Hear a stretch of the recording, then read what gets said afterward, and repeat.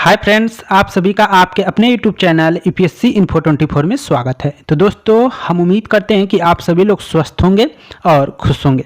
Friends, ये जो video है पीजीटी हिस्ट्री का प्रैक्टिस सेट 109 है। तो अगर आप TGT, PGT, LT grade, GIC और असिस्टेंट प्रोफेसर की तैयारी कर रहे हैं हिस्ट्री सब्जेक्ट से, तो ये वीडियो आपके लिए है।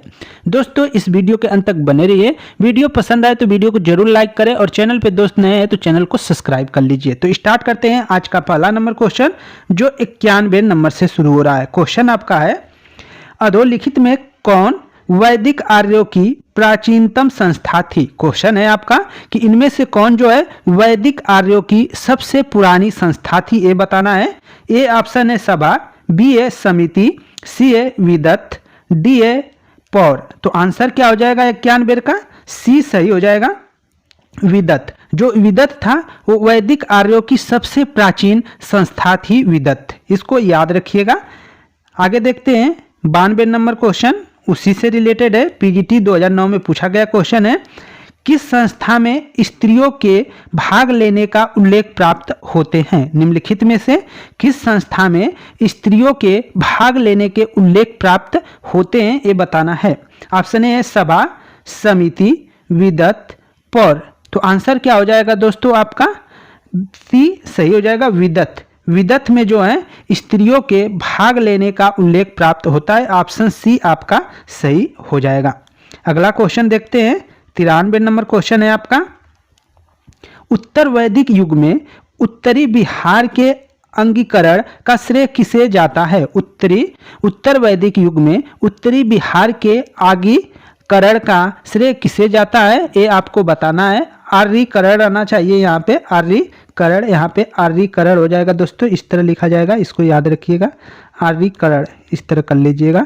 आर्यीकरण का श्रेय किसे दिया जाता है? इंद्र को, विदेह माधव को, अग्नि को, सुदास को। तो 93 का आंसर बी सही हो जाएगा, विदेह माधव को।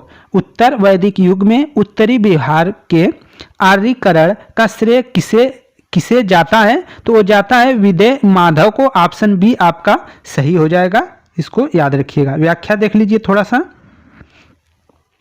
उत्तर वैदिक काल में आर्यों के उत्तरी बिहार के आर्यीकरण का वर्णन शतपथ ब्राह्मण के विदेह माधव की कथा में मिलता है। इसके अनुसार विदेह माधव वैशानावर अग्नि की मुख धारण जो है मुख में धारण कर किया और सब कुछ जलाता हुआ पूरब दिशा की ओर बढ़ा और उसके पीछे पीछे उसका पुरोहित गौतम राहुगढ़ चला। वह सदा नीरा, वर्तमान बिहार के जो गंडक नदी है उसको कहा जा रहा है, वह सदा नीरा के तट तक गया। वही आर्यों की पूर्वी सीमा हो गई और उसका आर्यीकरण हो गया। यहाँ पे आर्यीकरण आना चाहिए, आर्यीकरण, यहाँ पे आर्गीकरण हो जा रहा है। आप मतलब वो टाइपिंग करने में गलत लिखा जा रहा है। आगे देखिए अन्य महत्वपूर्ण तथ्यों को।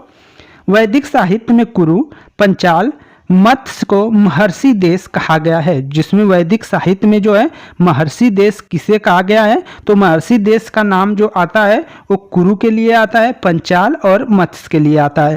क्वेश्चन पूछा जाएगा आपको कि वैदिक साहित्य में महर्षि देश किसे कहा गया है, तो वो 3 को कहा गया, जिसमें कुरु, पंचाल और मत्स्य को महर्षि देश कहा गया है। आगे देखते हैं, डॉक्टर राजबली पांडे कौशल, काशी, विदेह को आर्य संस्कृति की सीमा बताते हैं और इसे मध्य देश कहते हैं।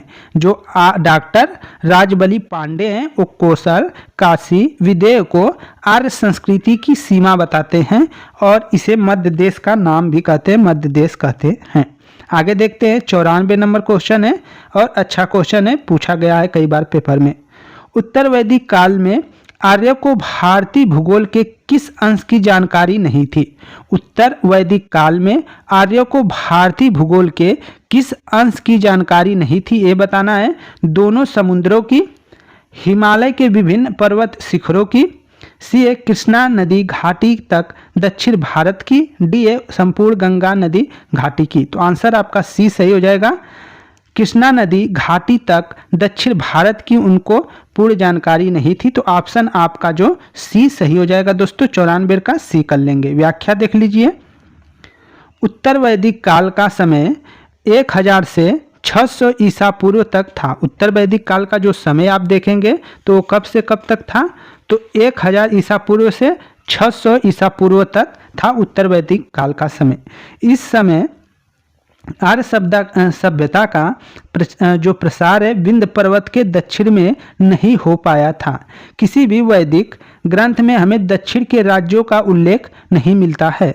शतपथ जो ब्राह्मण है, शतपथ ब्राह्मण में पूर्वी तथा पश्चिमी समुद्रों का उल्लेख मिलता है। आगे चलते हैं। 95 नंबर क्वेश्चन है, निम्नलिखित में से कौन वैदिक समाज में प्रचलित नहीं था। निम्नलिखित में कौन वैदिक समाज में प्रचलित नहीं था। विधवा विवाह, बहुपत्निकता विवाह, प्रेम विवाह, सती प्रथा। तो सती प्रथा आप जैसे देखेंगे तो वैदिक युग में सती प्रथा नहीं था दोस्तों, बाकी के सब थे लेकिन सती प्रथा नहीं था, इसको याद रखिएगा, सती प्रथा नहीं था। व्याख्या देख लीजिए थोड़ा सा। वैदिक समाज में सती प्रथा का प्रचलन नहीं था। वैदिक समाज में क्या था, सती प्रथा का प्रचलन नहीं था। भारतीय मुख्यतः जो हिंदू थे समाज में सती प्रथा का उद्भव यद्यपि प्राचीन काल से माना जाता है, तथापि इसका व्यापक रूप है में प्रचलन पूर्व मध्यकाल में हुआ है। सती प्रथा का जो पहला अभिलेखीय साक्ष्य मिलता है वह 510 के एरर अभिलेख में मिलता है। तो ये याद रखना है कि सती प्रथा का पहला अभिलेखीय साक्ष्य कब मिलता है, 510 ईस्वी के एरर अभिलेख में मिलता है। अन्य महत्वपूर्ण तथ्यों को देखते हैं। 15वीं शताब्दी में कश्मीर के शासक शाह मीर वंश, कश्मीर के जो शासक थे वो किस वंश के, शाह मीर वंश के शासक जो कश्मीर के शासक सिकंदर ने इस प्रथा को बंद करवा दिया था। 15वीं शताब्दी में कश्मीर के शासक सिकंदर ने इस प्रथा को क्या किया था, सती प्रथा को बंद करवा दिया था। मुगल शासक अकबर और पेशवाओं के अतिरिक्त पुर्तगाल गवर्नर अल्बुकर्क ने भी इस प्रथा पर रोक लगाई थी। अबू अल्बुकर्क हैं और इसके बाद अकबर और पेशवा भी क्या है, इस पे रोक लगाए थे। किस पे, तो सती प्रथा पे, इसको याद रखिएगा। ब्रिटिश भारत में कुछ गवर्नर जनरलों जैसे लॉर्ड कॉर्नवालिस, लॉर्ड हेस्टिंग्स ने इस प्रथा में कुछ प्रयत्न किए, परंतु इस क्रूर प्रथा को कानूनी रूप से बंद करने का श्रेय लॉर्ड विलियम बेंटिंग को जाता है। लॉर्ड विलियम बेंटिंग को जाता है। राजा राममोहन राय ने बेंटिंग के इस कार्य में सहयोग किया था और इसके बाद क्या हुआ था, सती प्रथा को बंद कर दिया गया था, कानूनी अपराध मान लिया गया था। आगे चलते हैं। 96 नंबर, राजसूय यज्ञ के समय ऋग्वैदिक राजा लगभग 1 दर्जन रत्नियों के घर जाता था। उसमें से कितनी रत्नियां महिलाएं होती थीं। राजसूय यज्ञ के समय ऋग्वैदिक राजा लगभग 1 दर्जन रत्नियों के घर जाता था, उनमें से कितनी रत्नियां महिलाएं होती थी। ऑप्शन ए है 4, बी है 6, सी है 8, डी है 10। तो आंसर क्या हो जाएगा, ये सही हो जाएगा 4। क्या हो जाएगा, 4 होती थी। कितनी रत्नियां महिलाएं होती थी, तो 4 होती थी। ऑप्शन ए सही है। व्याख्या देखिए। उत्तर वैदिक काल में कुलीन वर्ग से संबंधित राज्य के उच्च पदाधिकारियों को रत्नी कहा जाता था। तैत्तिरीय संहिता एवं शतपथ ब्राह्मण में रत्नियों की संख्या 12 बताई गई है। इनमें महिलाओं की संख्या 4 थी। इनमें क्या है, महिलाओं की संख्या 4 थी। प्रमुख 12 रत्नियों में पुरोहित, सेनानी, ग्रामीणी, संग्रहिता, छत्ता, सुत, भागदूत, अक्षवाप, वावाता, परिवृत्ति, महिषीति एवं राजन्य शामिल थे। महिषी पटरानी थी, जो महिषी होती थी वो क्या होती थी, पटरानी होती थी, जबकि वावाता राजा की प्रिय रानी थी। वावाता जो होती थी वो राजा की क्या होती थी, प्रिय रानी होती थी। परिवृत्ति उपेक्षित रानी थी। जो परिवृत्ति होती थी वो कौन सी रानी होती थी, उपेक्षित रानी होती थी, जो पुत्रहीन थी तथापि वो धार्मिक कार्यों में भाग लेती थी। आगे चलते हैं। 97 नंबर क्वेश्चन है, अच्छा क्वेश्चन है। 10 राजाओं के युद्ध का विजय राजा सुदास निम्नलिखित में से किस जन से संबंध था। जो 10 राजाओं के युद्ध हुए थे का विजयी राजा जो सुदास था वो किस जन से संबंधित रखता था, ये आपको बताना है। पुरु से, अनुज से, यजु से और त्रिशु से। तो आंसर 97 का डी सही हो जाएगा, त्रिशु से। त्रिशु से क्या है, सुदास संबंध रखते थे। ऑप्शन डी आपका सही हो जाएगा। व्याख्या देखिए, 10 राजाज्ञ युद्ध या 10 राजाओं का युद्ध का उल्लेख ऋग्वेद के 7वें मंडल में मिलता है। तो 10 राजाओं का जो उल्लेख है वो ऋग्वेद के किस मंडल में मिलता है, तो 7वें मंडल में मिलता है। इस युद्ध में एक तरफ पुरु नामक आर्य कबीला और उनके सहयोगी जिनके सलाहकार ऋषि विश्वामित्र थे, तो दूसरी ओर भरत नामक समुदाय था जिसका नेतृत्व त्रिशु नामक कबीले के राजा जो सुदास कर रहे थे, जिनके प्रेरक ऋषि वशिष्ठ थे। उधर कौन थे, तो विश्वामित्र थे, और इधर कौन थे, वशिष्ठ थे। सुदास के तरफ वशिष्ठ थे और जो 10 राजा थे एक तरफ उनके विश्वामित्र थे। अन्य महत्वपूर्ण तथ्य को देखते हैं। 10 राज्य युद्ध में सुदास की विजय हुई।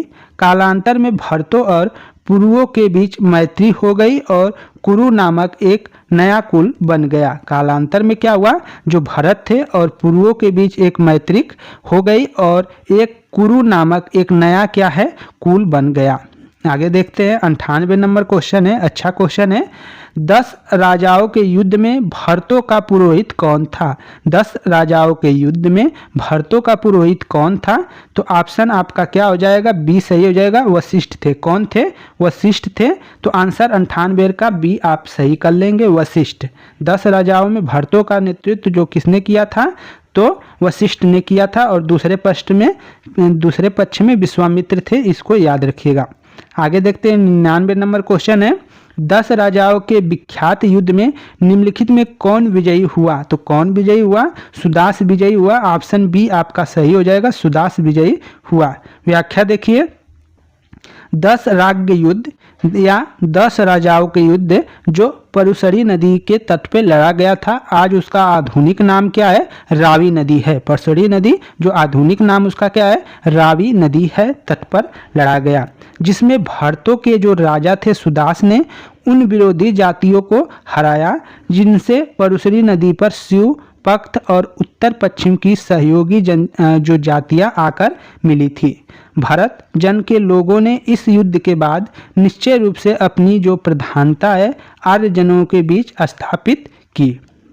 आगे देखते हैं, 100 नंबर क्वेश्चन है और जीआईसी में पूछा गया है। उत्तराखंड में राज्य तत्व की दैविक उत्पत्ति का सिद्धांत प्रथम बार पाया जाता है। राज्य तत्व की दैविक उत्पत्ति का सिद्धांत प्रथम बार पाया जाता है ऋग्वैदिक साहित्य में, उत्तर वैदिक साहित्य में, जैन साहित्य में, बौद्ध साहित्य में। तो किसमें पाया जाता है, तो आंसर बी आपका सही हो जाएगा, उत्तर वैदिक साहित्य में।